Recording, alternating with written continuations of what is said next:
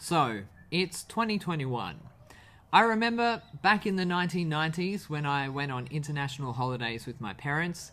Back then, flying was still seen as a luxury. You'd dress up for flights, you'd look forward to the experience, and even without in-flight entertainment or all of the service additions that are the norm today, you simply just enjoyed the experience. Now though, flying is a privilege. It is expensive, tickets are scarce, and instead of being an experience that you look forward to, it is simply a necessity to get from A to B. In my case, from Guangzhou, China to Sydney, Australia, on China Southern Airlines. This is my experience. For this video, I'm not going to cut the footage I took. I'm just going to present it how I filmed it, so you can hopefully get an idea of what it is like to fly today in 2021, with the context of everything that has happened in the world. As you can see, the Baiyun Airport felt like a ghost town. It's usually one of the busiest in the world, but on this day, almost all of the duty-free stores were closed, and most of the time, it was eerily quiet. However, the China Southern Business Class Lounge was open, and it was packed. I filled up on food and, of course, a cheeky glass of wine, because I'd heard that on some flights, meals aren't provided anymore, and that you only receive snack packs at the start of the flight. I don't know if you noticed, but the flight to Melbourne had been cancelled that day. I was thanking my lucky stars that I had booked myself on the flight to Sydney, because getting home for Aussies these days isn't an easy task. So here's what the lounge looked like. It was fully stocked with coffee, a mixture of Western and Chinese food, and thankfully, no, I'm not an alcoholic, some excellent Chilean wine.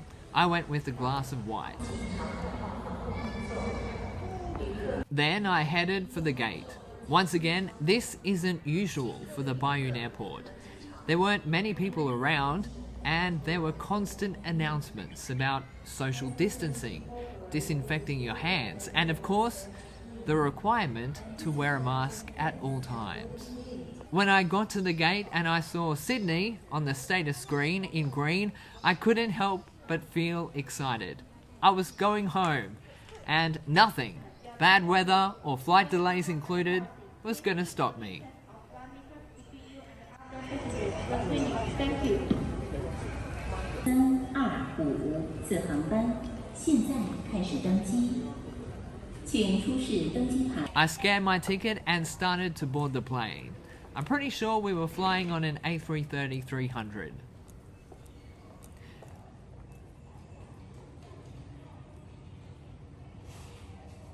I had seen in Amy from Blondie in China's flight vlog that everyone on her flight was wearing something like a hazmat suit. When I saw this person coming up the bridge, I thought it would be the same with my flight to Australia, but I was wrong. Anyway, still, it was a reminder that this was no ordinary flight. I was seated in 7K, which is ironic because this one-way flight set me back 7K. Flights to Australia are super expensive at the moment due to passenger caps. Just a week ago, I saw a one-way flight to London that was going for $25,000. These days, you either need to be really desperate to get home or super rich to fly in and out of Australia. Now, after spending $7,000 on this flight, I was hoping I would get at least some bang for my buck. And they did hand out some pretty lovely amenity packs, as well as sanitation wipes. We were also reminded that we were required to wear masks at all times, including while sleeping. As with most Chinese airlines, I was provided with slippers, and with this lie-flat seat, I had more than ample legroom. The cabin was super clean, and the seat was modern, with lots of storage compartments. I didn't make use of the entertainment system, so I can't tell you what was on offer, but there was Wi-Fi available on this flight. I decided, however, not to use it because one of the reasons I love flying is that it is one of the only acceptable reasons in life not to be glued to your phone 24/7. Good evening, ladies and gentlemen. This is Captain speaking. Welcome aboard China Southern Airlines flight CZ3252 to Sydney. Our estimate flight time is 8 hours and 30 minutes. Enjoy your flight. Thank you. I didn't manage to record it, but an announcement was made telling passengers that not one single positive case of COVID-19 had been recorded on this particular route. That was extremely reassuring to hear. As you can see, the flight attendants were wearing their regular uniforms. No hazmat suits in sight. I asked why, and the flight attendant told me that the hazmat suits are a requirement for flying to China from certain countries. I guess Australia just doesn't require that.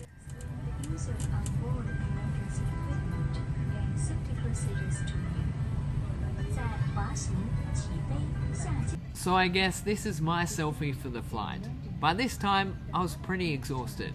In the days leading up to this flight, I had to get COVID tests done, I had to organise a lot of different documents, and I had a lot of work to finish before my leave began. So you won't see much more of me in this video on the plane. This was when we started to push back from the gate. I can tell you now that I did have mixed emotions. During 2020 and 2021, Guangzhou had been my home, and I had felt safe there. Now I was leaving it, heading to my other home. Of course, I was excited to be going home, and until that point, Australia had done an amazing job at controlling the virus. Despite recent outbreaks, I still think Australia, especially my home state of Queensland, has done an incredible job. But I think most other expats who have lived in Guangzhou over the past 2 years would agree with me that while the rest of the world has gone through various devastating periods, Guangzhou has been like a little safe haven. Although I was leaving temporarily, at this point you really need to live day by day, and in the back of my mind I was wondering whether this could be the last time I see Guangzhou due to reasons out of my control. So I spent the next few minutes just staring out the window and taking everything in.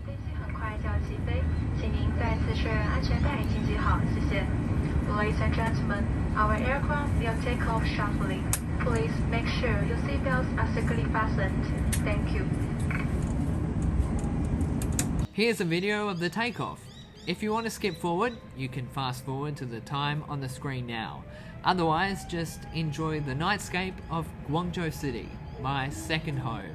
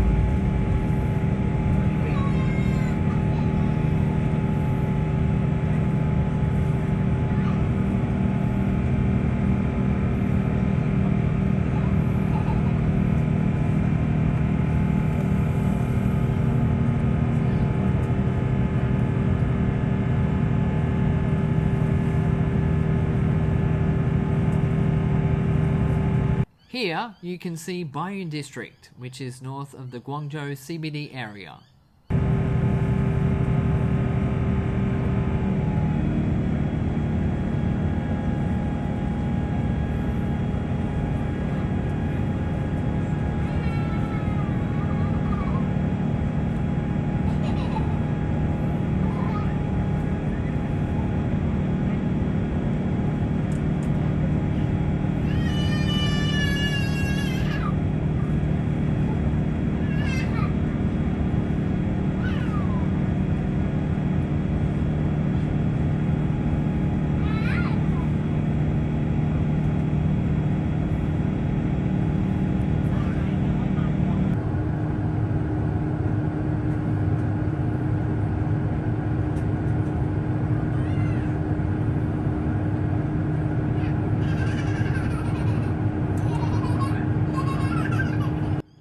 As you can probably hear, somebody was having a good time.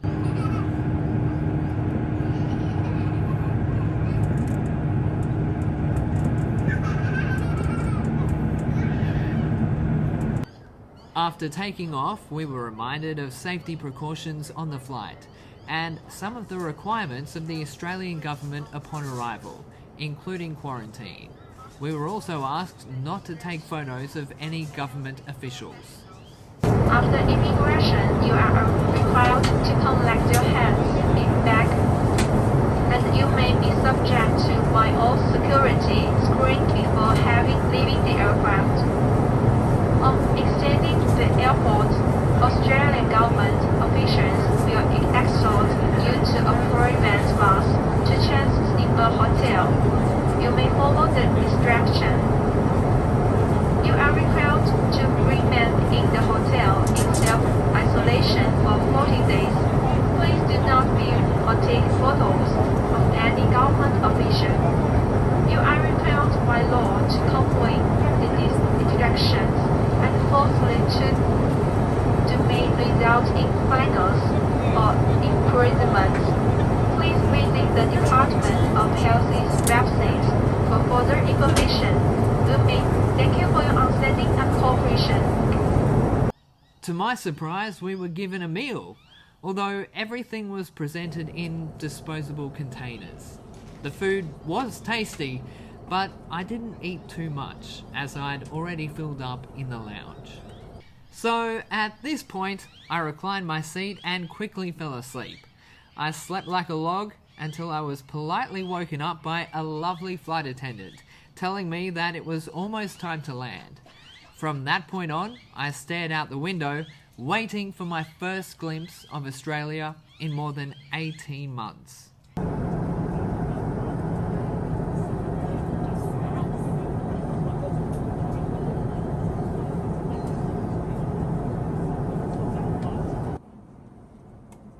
We were provided with immigration cards, and I watched as the time to landing slowly ticked down.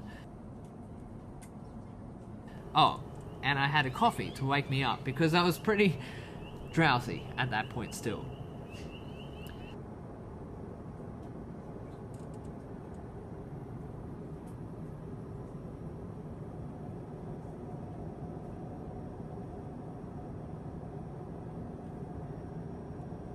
I just want to take the opportunity to tell you why I felt absolutely safe on this flight.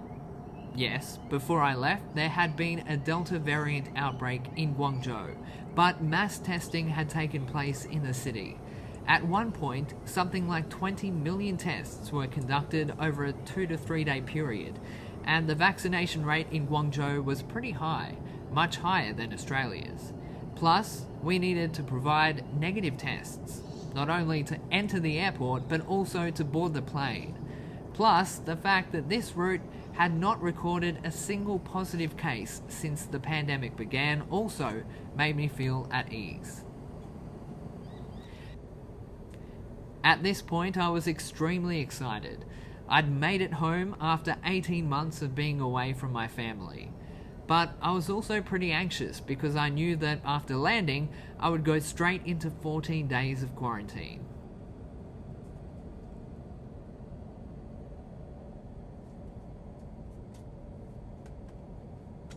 If you're interested, you can check out the quarantine vlog that I posted last week.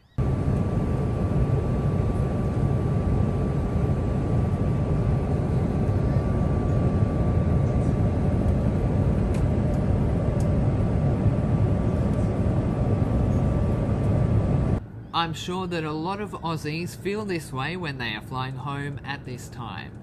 They are leaving their second homes abroad and coming back to their first. For our small population, we have a lot of people that have chosen to live overseas. I also know now that I came home just at the right time. Since I arrived, international arrival caps into Australia have been cut in half. I'm not sure if I necessarily support that decision, but if it is necessary to keep Australia safe, then I guess that is what needs to be done. I just feel for the Aussies still stranded abroad. I hope they make it home safe, and can see those Qantas kangaroo tails as they land, just as I did. The rest of this video is of our arrival at Sydney International Airport.